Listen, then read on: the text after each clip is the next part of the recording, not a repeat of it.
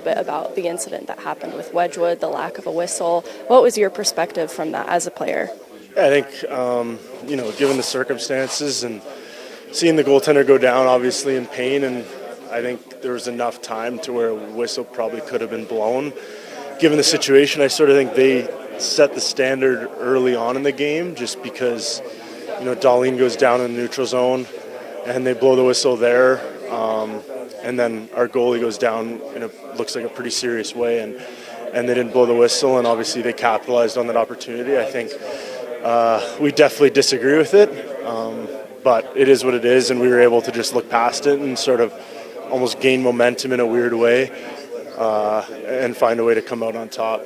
That failed challenge resulted in a penalty kill that you were able to transform into a man advantage, kind of using that momentum. Can you tell me about how you channeled that into something productive as a team? I think we took it as a challenge. I think we knew Bedsy maybe went out on a limb there with the challenge, just hoping they'd maybe correct themselves and find a way to do the right thing, in our opinion, and it didn't turn out in our favor. So I think it was on us as penalty killers to sort of try and do our job out there and change the momentum, whether it's just kill the penalty itself or to try and create something off of it, which we're fortunate enough to do there, and gain momentum from there with the power play and then getting another power play, and then I think things sort of snowballed from there.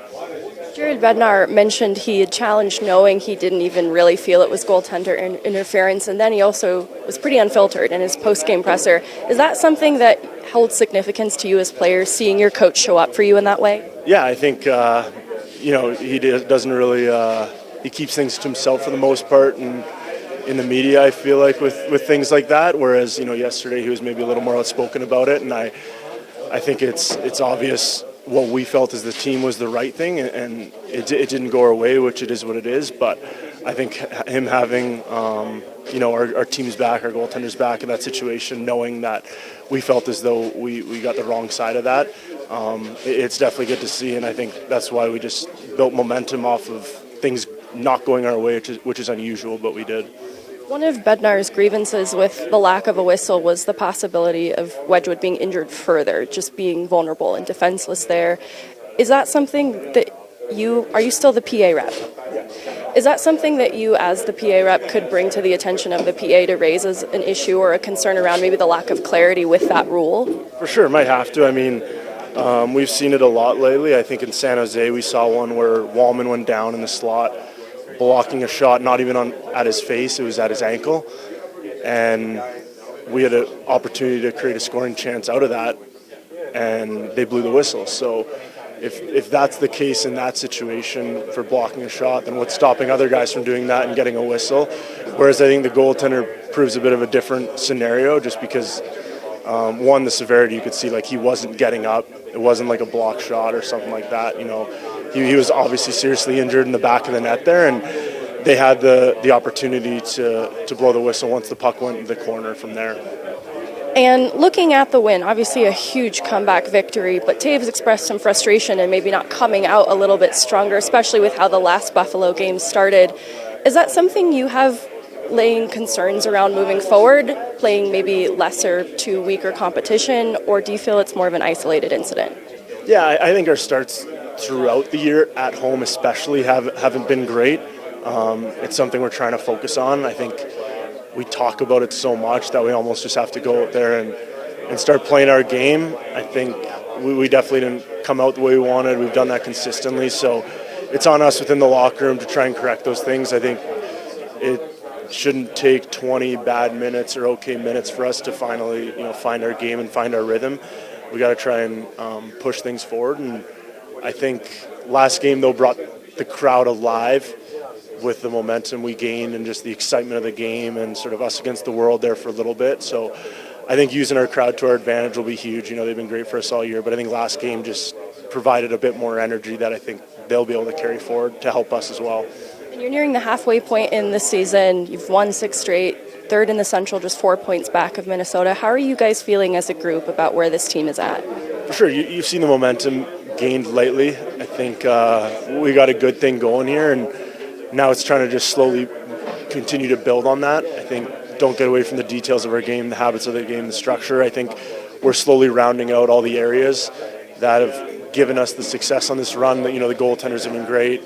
Special teams has been good. So we feel as though our game's in a good spot, but as the year goes on, things get harder and harder, and teams tighten up with playoffs getting closer. So it's on us to continue to do the same and keep pushing our expectations and what we see ourselves night in and night out. And it doesn't seem like you get much reinforcement in terms of injuries. Even now, you still lose a Nichushkin, you lose a Wedgwood. Have you guys grown as a group, though, and be able to process that bad news a little more quickly and just next man up, move forward?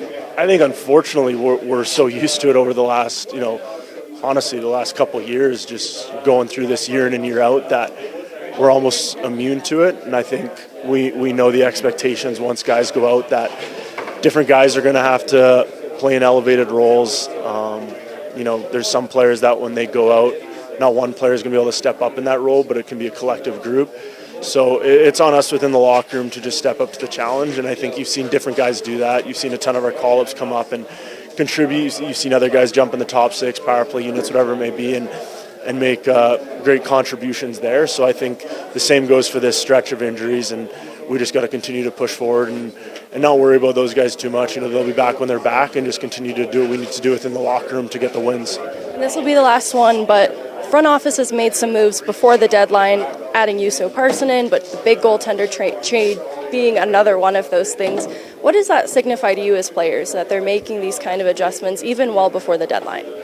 I think it shows the confidence they have in us, and now it's on us as a team to make it pay off for them. They obviously made great acquisitions for us that have sort of reshaped our team and locker room. So now it's on us to go and provide the wins that they're looking for us to do, and I think you've seen it so far, but like you said, we're only about halfway through the year, so it's going to get harder and harder, and we're going to have to continue to do so. But the way the locker room is, the way we're playing as a team, I think we got tons of steps to take, but we've definitely come a long ways already.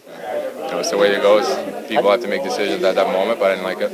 How do you, as a forward, if you watch Parker Kelly, it doesn't look like maybe he initiates the contact, maybe the contact's an issue. How do you, as a forward, it's kind of a gray area. How do you? Yeah, there is contact for sure, but I don't think it's goaltender interference, but I think it's more of when that puck's in the corner and there's nothing happening, no team really has it, kind of blow it and go see the goalie and see what's going on. It's not like they had the puck and there's a scoring chance right away. It took 4 or 5 seconds for him to grab it and actually wrap it. And by that time, Wedgie's grabbing his leg and he can't do anything.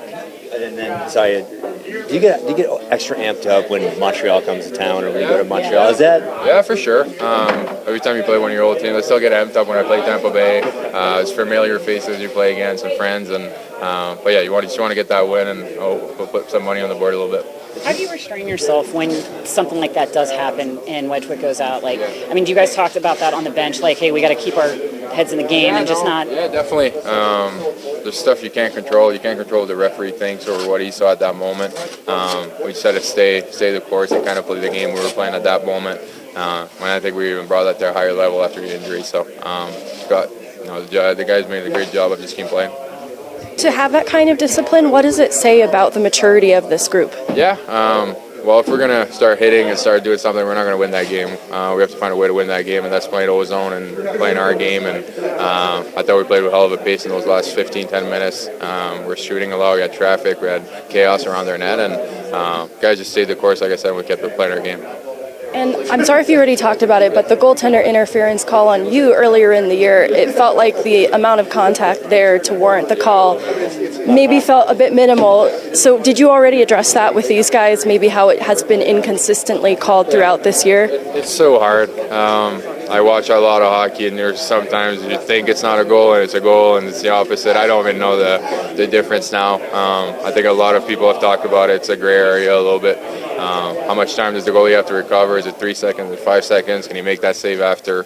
But yeah, I think it's just hard for, even for, I wouldn't want to be a coach challenging some of them. Sometimes I wouldn't know what side to go. Were you offsides? Did you go back and look at that? Yeah, that was tight. Nathan wasn't too happy about it, but that was tight. Gotta keep hopefully just maybe this much inches off the other side. Yeah. It's game inches.